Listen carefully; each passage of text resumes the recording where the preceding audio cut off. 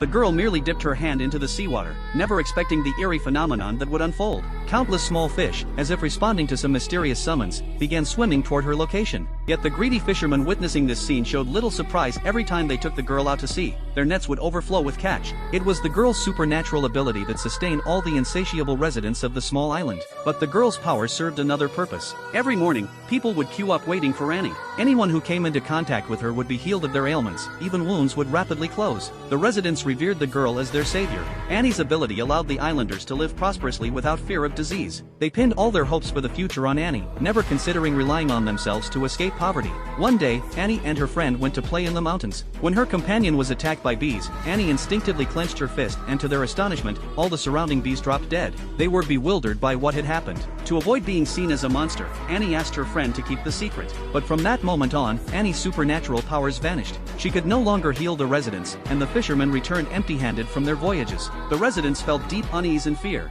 Unable to tolerate a life of poverty, they gathered to discuss how to restore Annie's abilities. Annie's father, however, didn't want them bothering his daughter anymore. She owed these people nothing. But he was overruled by everyone, who voted down his proposal. The next day, the islanders came to visit Annie, bringing gifts to curry favor, praying for her powers to return so they could once again enjoy a wealthy and healthy life. That night, Lisa suddenly noticed the wound on her finger beginning to heal. Annie's ability had returned. Lisa's heart raced. She desperately wanted to bring Aunt Daisy over for Annie to cure her dementia. But her husband disagreed. If word got out, the other residents would continue to exploit Annie to satisfy their greedy demands. As Daisy's condition worsened daily, Lisa's resolve weakened. She begged Daisy to keep the secret. They snuck into Annie's room, and when they emerged, Daisy had indeed regained her clarity. Without Annie's help, the fishermen's catches remained pitiful. They approached Annie's parents, revealing they knew her ability had returned and only worked while she slept. Annie's father was furious at Daisy's betrayal. Daisy proposed a brilliant solution. She produced a bottle of sleeping pills, suggesting that by keeping Annie in a continuous state of sleep,